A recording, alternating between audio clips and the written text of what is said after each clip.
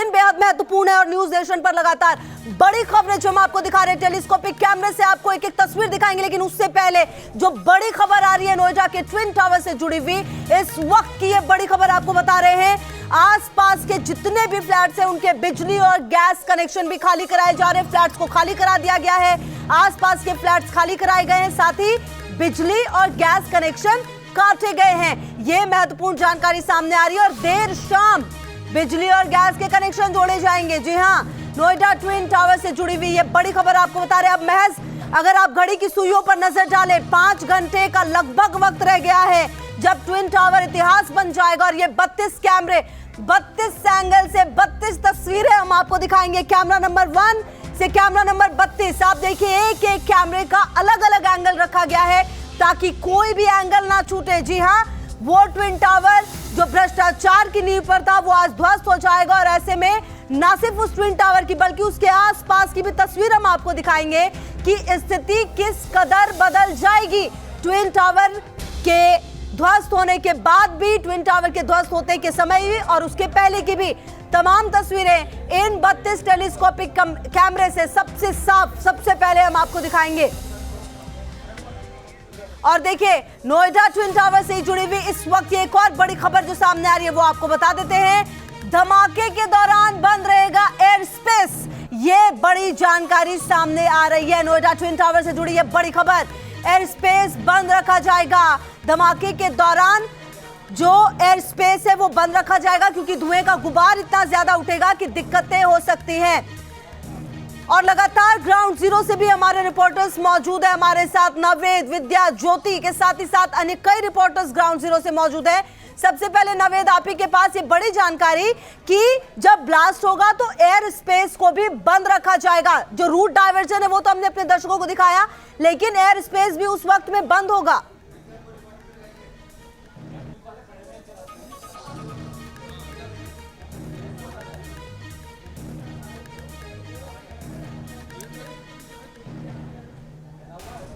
चलिए नवेद, हम आएंगे आपके पास। विद्या लगातार भी हमारे साथ जुड़े हुए। विद्या, आसपास पुलिस की व्यवस्था पूरी और ज्यादा बढ़ रही है, एयर स्पेस भी बंद रहेगा, ये जानकारी भी सामने आ रही है। बिल्कुल, हमारे साथ देखिए इस वक्त गणेश प्रसाद साहा जी हैं जो डीसीपी हैं यहाँ के, उनसे हम बात करते हैं ट्रैफिक पर यहाँ क्या कुछ तैयारी की गई है और ट्रैफिक को लेकर खासतौर से वो जो 1 घंटे का वक्त होगा, जो 2 बजे से लेकर 3 बजे का जो वक्त होगा, उसमें किस तरह की व्यवस्था होगी, लोगों को क्या निर्देश दिए गए हैं, लोगों को किस तरह से आना है जाना है इस इलाके से, हम उनसे बात करते हैं। सर, मुझे उस 1 घंटे के बारे में बताइए जिसमें सबसे ज्यादा क्योस रहने की संभावना है, जिस वक्त सबसे ज्यादा तैयारी की जरूरत पड़ेगी। देखिए, जहाँ तक आप 1 घंटे की बात कर रहे हैं तो इसी 1 घंटे के लिए हम लोग ने कई दिनों से तैयारी कर रहे थे और आज हम लोग सुबह से ही प्लान के मुताबिक चल रहे हैं और हम लोग ने जो प्लान बनाया था उसके अनुरूप वो व्यवस्था चल रही है। जितने भी बैरियर पॉइंट्स हैं या भी डाइवर्जन स्कीम है वो लागू हो चुका है। और एक अच्छी बात यह है कि गूगल में भी हमने इसे अपडेट कर दिया था तो लोगों को कहीं पूछने की जरूरत नहीं पड़ेगी और वो गूगल पे ही वो मैप के माध्यम से वो देख सकते हैं। एक बड़ी बात आप कह रहे हैं, जरा मैं अपने दर्शकों को बता दूं कि डीसीपी ट्रैफिक जो इस वक्त मेरे साथ खड़े हैं गणेश जी, वो ये कह रहे हैं कि गूगल मैप पर अभी यहाँ पर जो डाइवर्जन है उसको अपडेट किया गया है। सर, इसका एकदम सिंपल सा मतलब क्या है और कैसे लोगों को उस मैप पर जाकर समझ में आ जाएगा कि आपको कहाँ जाना है, नहीं जाना है? उसका बहुत ही साधारण मतलब ये है कि आपको ट्विन टावर की तरफ नहीं जाना है। तो जो रास्ते हैं वो बिल्कुल तो बंद दिखाए जा रहे हैं, तो लोग ये समझ जाएंगे कि हमको इस रास्ते की और आगे नहीं बढ़ना है, तो वो स्वतः ही डाइवर्जन ले लेंगे। और यहाँ की रोड की खासियत है कि सब एक दूसरे से बिल्कुल कनेक्ट है।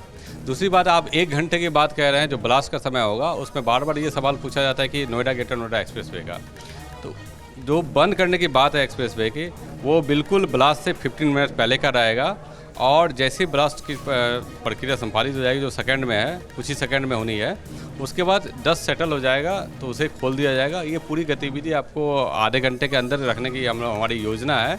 अगर हो सकता है कि थोड़े से अगर स्थिति बदलती है तो समय सीमा बढ़ जाए, लेकिन हम लोगों ने उसके लिए भी बहुत ही महत्वपूर्ण डाइवर्जन प्लान बनाया है कि गाड़ियाँ कोई नहीं रुकेगी। अगर एक्सप्रेसवे में कोई अगर इमरजेंसी व्हीकल है तो उनको आधे घंटे के लिए आप ये कह रहे हैं कि पूर्णतः ट्रैफिक को बैन किया गया है, लेकिन उस आधे घंटे से पहले और आधे घंटे के बाद ट्रैफिक को लेकर क्या व्यवस्था है? क्या इस दौरान कितने किलोमीटर के दायरे में लोगों को नहीं आना चाहिए, या फिर वो आए तो जो डाइवर्जन्स लगे हुए हैं उससे उनको कितनी दूरी और कितना वक्त उनका ज्यादा खर्च हो सकता है? देखिए, जहाँ तक एक्सप्रेसवे की बात है तो वो सिर्फ आधे घंटे के लिए प्रतिबंधित रहेगा, और उसमें भी आधे घंटे के जो प्रतिबंध रहेंगे तो ऐसा नहीं कि गाड़ियाँ रुकेगी। हम नोएडा से अगर आते हैं ग्रेटर नोएडा की तरफ तो महामाया से उसको डाइवर्ट किया जाएगा सेक्टर 37 की ओर, और अगर ग्रेटर नोएडा से आते हैं तो परी चौक से ही मेन डाइवर्जन होगा। उसके आगे भी हमने एक पॉइंट लिया है ताकि अगर बीच में कोई गाड़ियाँ होती है उसको निकाल दिया जाए। लेकिन जो एरिया में आप खड़े हैं और जो ट्विन टावर के आसपास के जो प्रतिबंध जो सुबह 7 बजे से लागू हुआ है वो तब तक लागू शाम तक रहेगा जब तक अंदर से ये ना हो जाए कि लोग वापसी नहीं हो सके। ये समय मुझे लगता है कि 5 बजे का हमें बताया गया है, तो ये प्रतिबंध आपको सुबह शाम 5 बजे तक रहेगा। कितने जोन की ट्रैफिक पुलिस यहाँ पर अभी तैनात की गई है और कितने जवान हैं जो ट्रैफिक को कंट्रोल या रास्ते को सुचारू तरीके से चलाने या रोकने के लिए लगाए गए? देखिए, जहाँ तक हम लोगों ने जो ड्यूटियाँ लगाई है वो बहुत ही कैटेगरीज टाइप अलग अलग से लगाया है। जैसे डाइवर्जन ड्यूटी के लिए अलग है, बैरियर पॉइंट्स के लिए अलग है, इमरजेंसी ड्यूटी के लिए अलग है, जो क्लोज प्रेमिसेस है उसकी ड्यूटियाँ अलग है। तो अगर 200 के करीब ट्विन टावर के आसपास ही हमारी जो ड्यूटियाँ हैं, हमारे जो गूगल मैप में लगातार ITMS STM जो है हाईवे ट्रैफिक मैनेजमेंट सिस्टम, उनको भी मॉनिटर किया जा रहा है। गूगल मैप में भी लोग अपडेट ले रहे हैं। हेल्पलाइन नंबर हमने जारी किया है कि अगर किसी को कोई दिक्कत आती है तो वो हमारे हेल्पलाइन नंबर से पूछ सकते हैं। और सबसे अच्छी बात है कि हम आपको विद्या एक सवाल ये था कि प्लान ए पर तो बात हो गई है, लेकिन प्लान बी क्या, जो आपने भी कहा कि आखिरकार उसके बाद की जो सिचुएशन होगी, जो केओस क्रिएट होगा कुछ लोगों के बीच में, उसके लिए क्या?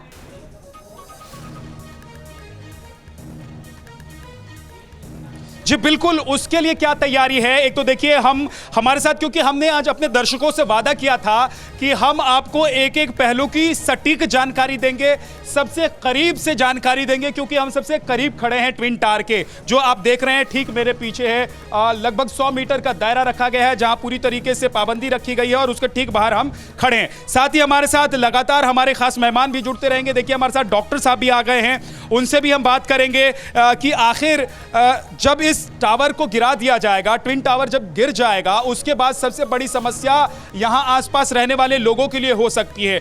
वो सबसे बड़ी समस्या सबसे पहली जो अभी नजर आती है कि ये धूल का जो गुबार उठेगा डॉक्टर साहब, उससे क्या नुकसान होगा, किसको नुकसान होगा? क्या लोगों को यहां आसपास अपने बच्चों को नहीं लाना चाहिए, बुजुर्गों को दूर चले जाना चाहिए, या फिर आम लोग जो हैं उनको भी इससे दूरी बनाए रखें तो ज्यादा बढ़िया है? देखिए, अभी जो गुब्बार उठेगा, जो भी इसके ब्लास्ट के बाद जो गुब्बार उठेगा, उसके लिए आम लोगों से लेके सभी को इससे दूरी बनानी चाहिए। जैसे कि प्रशासन ने ऑलरेडी जो उसके पास की जो 2 सोसाइटीज़ हैं उनके 5000 लोगों को ऑलरेडी खाली करा दिया गया है, तथा 1 किलोमीटर के दायरे में किसी भी आदमी या किसी भी एनिमल को आने का उन्होंने मनाही कर दी है। तो इसके दरमियान हमें सभी लोगों से ये हमें चेतावनी जारी करनी चाहिए, कोई भी पास ना जाए, और ख़ास कर से बुजुर्ग, एल्डरली वुमेन जो हैं, प्रेग्नेंट वुमेन हैं, या फिर छोटे छोटे बच्चे हैं, उन्हें अपना खास तौर ध्यान रखना पड़ेगा।